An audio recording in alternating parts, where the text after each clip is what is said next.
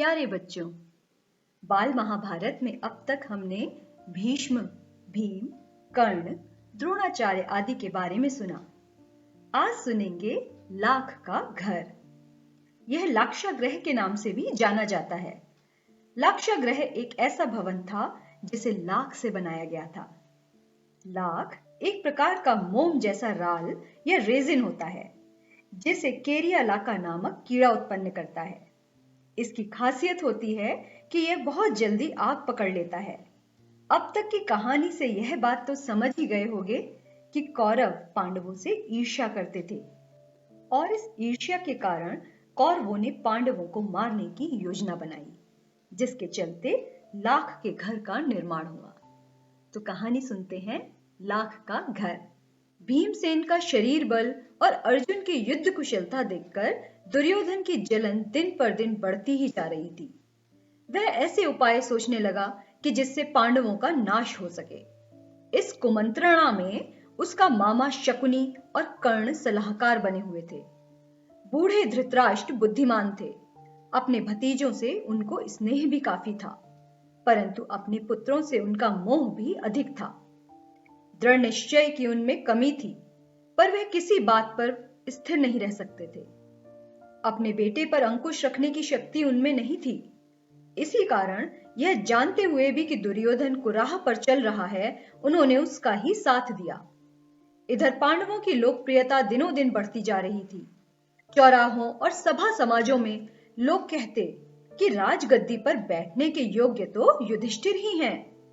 वे कहते थे धृतराष्ट्र तो जन्म से अंधे थे, इस कारण उनके छोटे भाई पांडु ही सिंहासन पर बैठे थे। उनकी अकाल मृत्यु हो जाने और पांडवों के बालक होने के कारण कुछ समय के लिए धृतराष्ट्र ने राजकाज संभाला था। अब युधिष्ठिर बड़े हो गए हैं, तो फिर आगे धृतराष्ट्र को राज्य अपने ही अधीन रखने का क्या अधिकार है? पितामह भीष्म का तो यह कर्तव्य है कि वह धृतराष्ट्र से राज्य का भार युधिष्ठिर को दिला दें। युधिष्ठिर ही सारी प्रजा के साथ न्यायपूर्वक व्यवहार कर सकेंगे। ज्यों-ज्यों पांडवों की यह लोकप्रियता दिखाई देती थी, ईर्ष्या से वह और भी अधिक बढ़ने लगता था। एक दिन धृतराष्ट्र को अकेले में पाकर दुर्योधन बोला, पिताजी, पूर्वासी तरह तरह की बातें करते रहते हैं। जन्म से दिखाई न देने के कारण आप बड़े होते हुए भी राज्य से वंचित ही रह गए। राज सत्ता आपके छोटे भाई के हाथ में चली गई। अब यदि युधिष्ठिर को राजा बना दिया गया तो फिर पीढ़ियों तक हम राज्य की आशा नहीं कर सकेंगे। पिताजी, हमसे तो यह अपमान सहा न जाएगा। यह सुनकर राजा धृतराष्ट्र सोच में पड़ गए। बोले, बेटा, तुम्हारा कहना ठीक है, लेकिन युधिष्ठिर के विरुद्ध कुछ करना भी तो कठिन है। युधिष्ठिर धर्मानुसार चलता है, सबसे समान स्नेह करता है, अपने पिता के समान ही गुणवान है। इस कारण प्रजानन भी उसे बहुत चाहते हैं।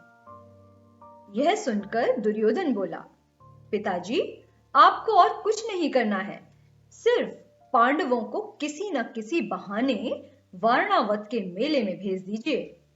मैं आपको विश्वास दिलाता हूं, इतनी सी बात से हमारा कुछ भी बिगाड़ नहीं होगा। इस बीच अपने पिता पर और अधिक दबाव डालने के इरादे से दुर्योधन ने कुछ कूटनीतिज्ञों को अपने पक्ष में मिला लिया। वे बारी बारी से धृतराष्ट्र के पास जाकर पांडवों के विरुद्ध उन्हें उकसाने लगे। इनमें कर्णिक नाम का ब्राह्मण मुख्य था, जो शकुनी का मंत्री था।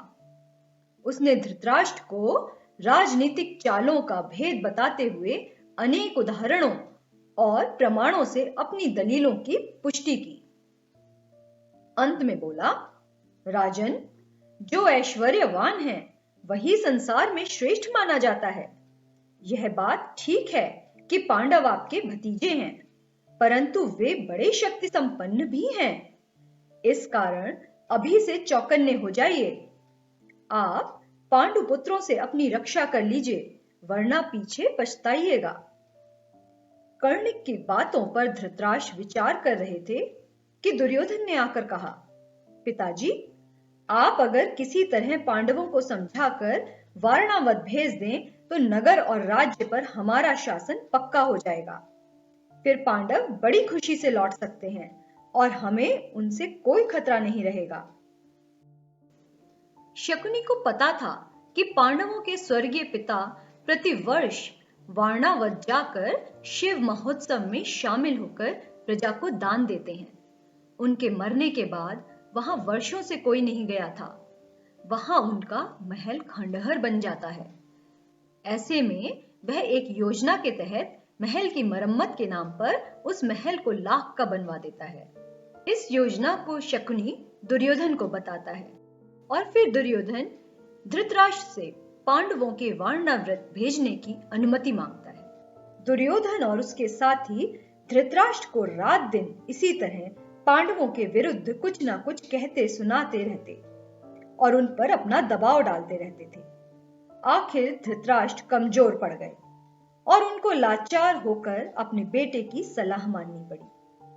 दुर्योधन के पृष्ठपोषकों ने वारणावत की सुंदरता और खूबियों के बारे में पांडवों को बहुत ललचाया। कहा कि वारणावत में एक भारी मेला होने वाला है जिसकी शोभा देखते ही बनेगी।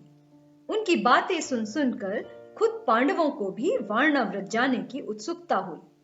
यहां तक कि उन्होंने स्वयं आकर धृतराष्ट्र से वहां जाने की अनुमति मांगी। धृतराष्ट्र की अनुमति पाकर पांडव बड़े खुश हुए और भीष्म आदि से विदा लेकर माता कुंती के साथ वारणावत के लिए रवाना हो गए। पांडवों के चले जाने की खबर पाकर दुर्योधन की खुशी की तो सीमा न रही।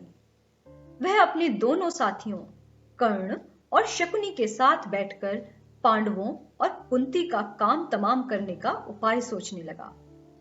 उसने अपने मंत्री पुरोचन को बुलाकर गुप्त रूप से सलाह दी और एक योजना बनाई। पुरोचन ने यह सारा काम पूर्ण सफलता के साथ पूरा करने का वचन दिया और तुरंत वारणावत के लिए रवाना हो गया। एक शीघ्रगामी रथ पर बैठकर पुरोचन पांडवों से बहुत पहले वारणावत पहुंचा। वहां जाकर उसने पांडवों के ठहरने के लिए सन, घी, मोम, तेल, लाख, चर्बी आदि जल्दी आग पकड़ने वाली चीजों को मिट्टी में मिलाकर एक सुंदर भवन बनवाया। इस बीच अगर पांडव वहां जल्दी पहुंच गए तो कुछ समय उनके ठहरने के लिए एक और जगह का प्रबंध पुरोचन ने कर रखा था।